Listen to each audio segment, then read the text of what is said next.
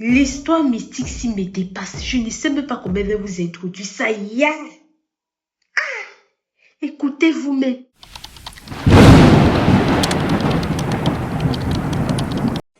Bonsoir Madame Alicia Lotus. J'aimerais partager mon histoire afin de sensibiliser les parents, surtout les parents, parce que vous savez, il y a des parents lorsque vos enfants viennent souvent vers vous, vous dire maman, papa, je veux pas faire ci, je veux pas faire ça. Parfois vous forcez l'enfant sans savoir que vous vendez souvent l'enfant comme ça. Dans mon histoire, il y a de cela quelques années, quand j'étais encore au Cameroun, j'habitais à Yaoundé avec ma maman et ma petite sœur. Et j'étais encore en classe de premier. Et souvent, dans les années antérieures, pendant les vacances comme ça, moi, j'aimais toujours voyager, soit aller à Douala, à Kribi, chez mes oncles, chez mes tantes. Je n'aimais pas rester à la maison. Et ma maman me disait tout le temps, mais toi, tu es toujours en train de monter des sables. Cherche à faire des stages, cherche à faire des petits boulots. Moi, j'étais toujours là, ah non, maman, maman. Même elle m'a tellement mis la pression, si bien qu'un jour, j'ai donc dit, ok, je vais commencer à chercher. Voilà donc, quand je partais faire le marché à Acacia, ceux qui sont à Yaoundé, qui connaissent bien, vous voyez le marché à Acacia. Bon, je ne sais plus vraiment à quoi ça ressemble aujourd'hui, mais il y a de cela quelques années, c'était le marché à Acacia. Et j'étais allée pour faire dans le marché, je suis tombée sur un monsieur qui vendait les serre-ventres. Et donc, comme il vendait les serre-ventres et tout, j'ai vu, ça m'a plu, j'ai voulu acheter pour moi et pour ma mère. Ensuite, lorsque j'achète, le monsieur me fait comprendre qu'il cherche les stagiaires actuellement.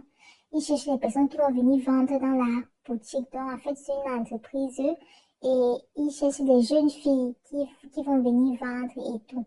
Quand il a donc dit ça, j'ai pris son contact. J'ai dit, d'accord, je vais essayer de vous rappeler plus tard. Il a dit, il n'y a pas de souci. Donc, quand je suis rentrée, j'ai expliqué à ma maman. Ma maman était toute contente. Elle m'a dit, enfin, tu as pu trouver quelque chose. Essaye de t'accrocher. Essaye de t'accrocher, on ne sait jamais. Tu peux aller, tu commences un peu. Et puis, l'année, si tu passes ton probatoire, l'année prochaine, tu fais ton bac. Et puis, quand tu seras à l'université, tu pourras encore repartir vers eux et peut-être postuler pour un emploi à plein temps. Donc, j'ai dit, comme ma maman était fière, moi aussi j'étais fière, j'ai dit à ma maman, d'accord, j'ai donc rappelé le monsieur. Et le monsieur m'a donné rendez-vous. Il m'a dit de passer à l'entreprise. Il m'a expliqué, il m'a indiqué le lieu et il m'a donné l'heure de rendez-vous. C'est comme ça donc que le jour où le rendez-vous doit se passer, j'arrive là-bas et je me rends compte que ce n'est même pas un immeuble, c'est déjà une maison abandonnée. Mon cœur m'a d'abord dit, mais comment est-ce que une entreprise qui est censée vendre les serre-ventes et tout. Bref, ça m'est pas une entreprise, comme je dis, une maison abandonnée. Même comme ça, j'ai toujours forcé, je suis allée. Quand je vais donc, j'arrive devant la maison, au moment d'entrer, je me rends compte qu'il y a des gens qui sont en forme de cercle, en fait. Ils sont en forme de cercle et ils étaient en train de parler, bref, de chuchoter des choses. Moi, je comprenais pas parce que j'étais assez loin. Lorsque je m'approche un peu plus, ils arrêtent. Chacun repart vaquer à ses occupations. D'autres sont montés, d'autres sont allés à la caisse et tout. C'est comme ça, alors, j'entre et il y a la dame qui est à la réception. Elle me dit, il faut entrer, le boss il t'attend. J'ai dit, d'accord. Je vous assure, lorsque je suis entrée là-bas, je sentais que quelque chose n'allait pas. Après, je ne me sentais pas à l'aise. Je n'avais pas un bon pressentiment. Mon cœur n'était pas vraiment là. Mais je suis quand même partie parce que, et puis tout, ma maman aussi, elle me mettait tellement la pression, il faut trouver, faut trouver, faut trouver. Quand j'arrive au bureau du boss, j'entre, il me dit, il m'attendait et tout, et tout, et tout. Il m'explique, voilà, ici on fait comme ça, on vend tel produit, ton travail ce sera de vendre et tout. Et puis si c'est que tu vends bien, tu rapportes les clients, on pourra t'envoyer en mission dans d'autres villes et tout. Bref, te confier de plus grandes responsabilités. Je lui dis, d'accord, je pense que je peux être capable de faire ça. Il me dit, tu vas commencer la semaine prochaine. Tu considères que tu fais déjà partie de la famille, de l'équipe. J'ai dit, ah monsieur, comme vous voyez, la semaine prochaine, je dois aller pour récupérer mes documents à l'école. Quand je lui dis que je dois aller récupérer mes documents à l'école, il me dit, il n'y a pas de problème. Parce que moi, quand je disais ça, c'est parce que je voulais commencer la semaine prochaine. Et comme lui me disait qu'il faut commencer la semaine prochaine, je voyais que mon emploi de temps n'allait pas coïncider. Quand je lui dis ça, il me dit non, il n'y a pas de souci. Il faut partir, il faut commencer la semaine prochaine.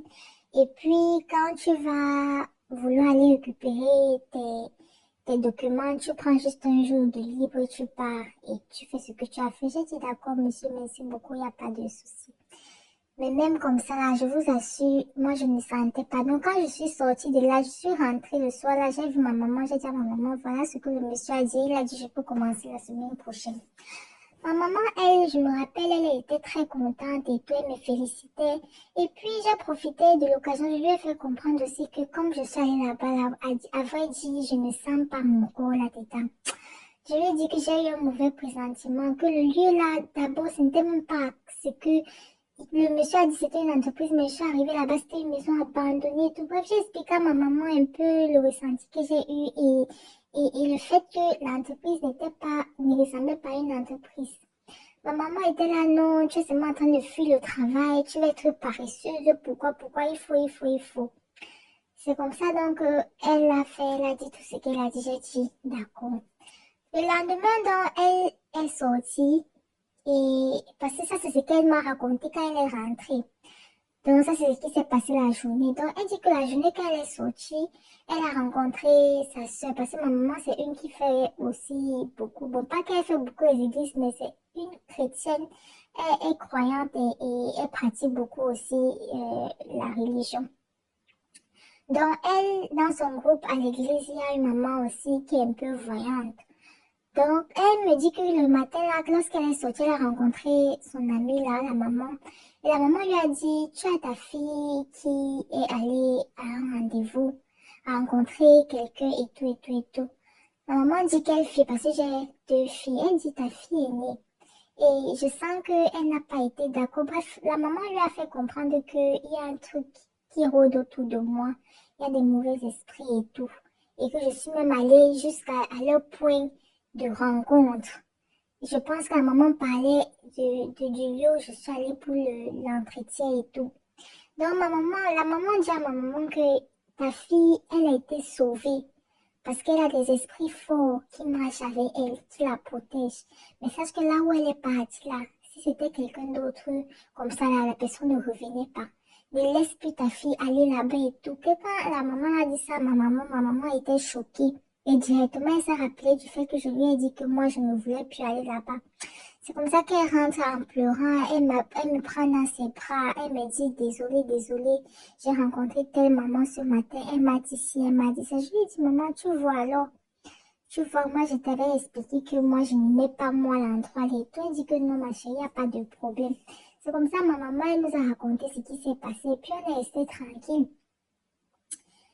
Elle m'a fait comprendre que ce n'est pas forcé, que je laisse, que je ne parle plus, que je supprime le numéro du monsieur. Donc j'ai fait tout, j'ai supprimé le numéro du monsieur. Après, maintenant, quelques semaines, j'ai aussi ma copine du quartier. Elle avait aussi trouvé le travail là-bas. Quand elle m'explique le travail qu'elle a trouvé et tout, je vois que ça concorde avec le même monsieur. En fait, les explications concordent avec le lieu du même monsieur qui voulait me prendre là. Quand je lui ai dit que non, mais pourquoi tu pars là-bas, ne pars pas là-bas, ce n'est pas une bonne, elle me dit que non, oh, il paye bien, et puis il y a les avantages des services et tout, et tout. Je lui ai dit que ma chérie, l'endroit là n'est pas bien. Si je te parle, crois-moi, mais elle s'est entêtée. Elle s'est entêtée. C'est comme ça que, à un moment donné, elle a travaillé là-bas pratiquement 2 mois, 3 mois. Au bout du quatrième mois, elle était malade. Malade, ma copine était malade. Elle a dû aller voir des guérisseurs, des praticiens pour la guérir. C'est comme ça qu'elle vient, au final, elle ouvre sa bouche pour me dire que j'avais raison. Donc quand j'ai dit même ouvrir sa bouche, déjà elle était courageuse pour m'avouer qu'effectivement tu avais raison. C'est comme ça qu'elle nous dit que là-bas, apparemment, ils vendent les choses, mais c'est une secte en fait. C'est une secte et quand tu travailles là-bas, la plupart de ces filles-là qui travaillent là-bas ne peuvent plus faire d'enfants. Parce qu'elles vendent le utérus, elles vendent tout pour de l'argent en fait. Et qu'à un moment donné, même on les invite à coucher avec des serpents.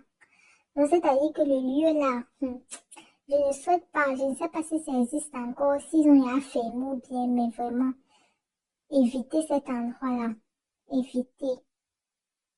Et aussi les parents, écoutez vos enfants. Parfois, le sixième sens se parle aussi beaucoup.